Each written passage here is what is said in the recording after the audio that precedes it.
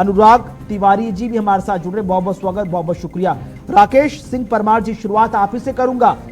समझने का प्रयास तो आप भी कर रहे होंगे कि पिछले 24-48 घंटे में आखिरकार क्या हो गया हरियाणा में, क्योंकि ऐसा तो नहीं था कि सरकार या गठबंधन के बीच सब कुछ ठीक नहीं चल रहा था, सब कुछ ठीक चल रहा था, सब कुछ बेहतर चल रहा था, लेकिन अचानक से सरकार का गठबंधन तोड़ दिया गया, जेजेपी को दूध में से मक्खी की तरह बाहर निकालकर फेंक दिया गया और 24 घंटे के भीतर मुख्यमंत्री मनोहर लाल ने पूरी कैबिनेट समेत इस्तीफा दिया। अब नायब सिंह सैनी मुख्यमंत्री बन गए हैं और फ्लोर टेस्ट हरियाणा विधानसभा में हम सबके सामने है। गोस्वामी जी नमस्कार, आपके पन्नेश्वरों के साथ आपके सभी दर्शकों को मेरा प्रणाम। आप यह कह सकते हैं कि दूध में मक्खी की तरह से निकाल फेंका, या हो सकता है मक्खी नहीं कहा हो कि मुझे कुछ देर के लिए बाहर रहने दीजिए, यह बात भी अब आगे दिख रहा है, शायद ये मिली भगत हो। देखिए, नरेंद्र मोदी का जो राजनीति करने का स्टाइल है वह यह है, वो जब मुख्यमंत्री भी थे तो अपने कुछ विधायकों का टिकट काट देते थे और जनता जनार्दन को कहते थे कि देखिए इस आदमी ने आपका काम नहीं किया, मैंने उसको अलग कर दिया, अब आप मेरे को वोट दीजिए।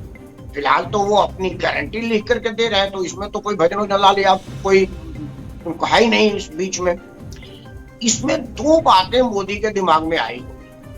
यह जो किसान आंदोलन मोदी के बढ़त को रोकने के लिए किया गया है, जिसमें किसान नेता ने खुद कहा, ये मैं नहीं कर रहा हूं, उसी का कहना था कि ये कोई मांग नहीं है, मोदी की इतनी हाइप हो गई है राम मंदिर के बाद से, जिसे हमें कम करना है और हम इसीलिए आए हैं। वो पंजाब सरकार द्वारा प्रायोजित है और बाहर रहने पंजाबियों द्वारा प्रायोजित है। वो हरियाणा पंजाब के बॉर्डर पर उसका ज्यादा टसल देखा गया।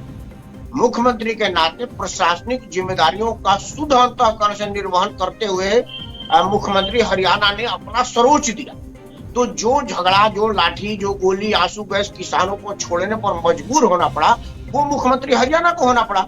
अगर कोई 1% इस बात की नाराजगी केंद्र के मतदान के टाइम में भाजपा के विरुद्ध ना चला जाए, एक ये वजह होगी कि भाई चलिए भजन लाल ने आप पर, सॉरी खट्टर साहब ने आप पर आंसू गैस के गोले छोड़े थे, हमने उनको आंसू रुलाने के लिए बाहर कर दिया है। अब आप मेरी गारंटी है, जो किसान सम्मान निधि देता है, जिसने यूरिया में नीम कोटिंग लगा करके आपको आसान कर दिया है, वगैरह वगैरह कहने के लिए तो मोदी जी के पास बहुत कुछ है, लच्छेदार बोलते हैं और वो बोल भी देंगे। और ये कारण है, हरियाणा में ना जाट ज्यादातर कांग्रेस को वोट करता है, भाजपा का परंपरागत वोट जाट नहीं रहा है।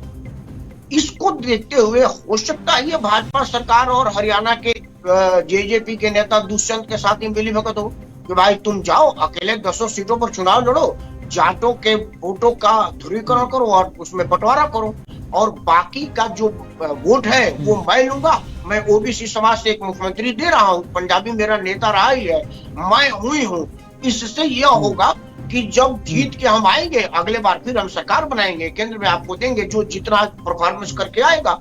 यह भी एक उद्देश्य हो सकता है, लेकिन यह सारा जो कवायद है उसमें हरियाणा का जनता कहीं नहीं है, हरियाणा के जनता का भलाई कहीं नहीं है। यह शुद्ध रूप से भाजपा अपने भलाई के लिए कर रही है और नरेंद्र मोदी अपने 10 के 10 सीट पाने के लिए कर रहे हैं, ऐसा मेरा मानना। ठीक है, एक छोटा सा ब्रेक ले रहा हूं, ब्रेक के बाद लौटूंगा तो सुनील जी से सीधा स्पष्ट सवाल होगा कि आखिरकार इन तमाम चीजों के बीच जेजेपी के हाथ क्या लगा।